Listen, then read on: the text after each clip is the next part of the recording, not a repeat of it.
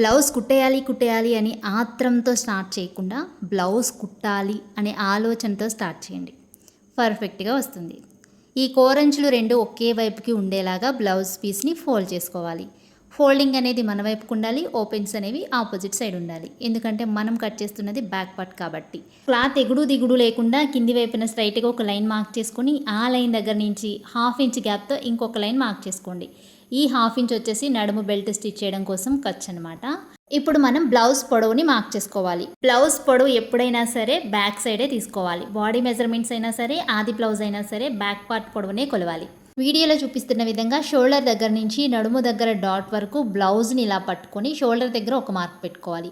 ఇప్పుడు shoulder stitch చేయడం కోసం మనకి ఒక 1/2 ఇంచు ఖర్చు కావాలి కాబట్టి ఖర్చు కోసం ఇంకొక 1/2 ఇంచ్ని పైకి మార్కింగ్ చేసుకోవాలి. ఇప్పుడు బ్లౌజ్ లెంత్ వచ్చేసి 13 ఇంచులు, పై వైపున కింది వైపున ఖర్చులతో సహా బ్లౌజ్ పొడవు వచ్చేసి 13.5 ఇంచులు. బ్లౌజ్లో బ్యాక్ సైడ్ షోల్డర్కి స్ట్రైట్గా ఈ డాట్ అనేది లేకపోయినా సరే మనము షోల్డర్కి స్ట్రైట్గా పట్టుకొని పొడవు అనేది చూసుకోవాలి. 13.5 ఇంచులకి స్ట్రైట్గా లైన్ డ్రా చేసుకోవాలి కాబట్టి లైన్ స్ట్రైట్గా రావడం కోసం ఇక్కడ టేప్ని యూజ్ చేసుకొని నేను 13.5 ఇంచులకి ఈ విధంగా మార్కింగ్స్ అయితే చేస్తున్నాను. ఈ మార్కింగ్స్ని బేస్ చేసుకొని స్ట్రైట్గా లైన్ అనేది డ్రా చేసుకోవాలి.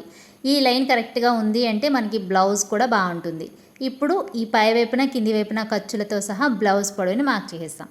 ఇప్పుడు వెడల్పు ఆది బ్లౌజ్ని లోపల వైపుకి తిప్పుకొని డాట్స్ పై వైపున మార్కింగ్ అనేది చేసుకొని వీడియోలో చూపిస్తున్న విధంగా బ్లౌజ్ని ఫోల్డ్ చేసుకోవాలి. సైడ్ జాయింట్స్ వైపు ఫస్ట్ కుట్టు రెండు ఒకే దగ్గర ఉండేలాగా చూసుకోవాలి. ఈ డాట్స్ పై వైపు నుంచి ఈ విధంగా పెట్టుకొని సైడ్ జాయింట్స్ వైపు ఫస్ట్ కుట్టు దగ్గర ఒక మార్క్ పెట్టుకొని ఖర్చు ఎంత ఉందో ఖర్చు వరకు కూడా ఇంకొక మార్కింగ్ అనేది పెట్టుకోండి. ఇప్పుడు ఈ బ్లౌజ్ వెడల్పు వచ్చేసి పావుతక్కువ 10 ఇంచులు ఉందన్నమాట. అంటే 9.75 ఇంచులు. అంటే ఇది చెస్ట్ లూజ్ వచ్చేసి ఈ బ్లౌజ్కి 39 ఇంచులు ఉందన్నమాట. ఇదే 39 ఇంచుల్లో 4వ భాగాన్ని ఇక్కడ కూడా మార్క్ చేసుకోవాలి. అంటే మనకి పావుతక్కువ 10 ఇంచులు వచ్చింది కదా.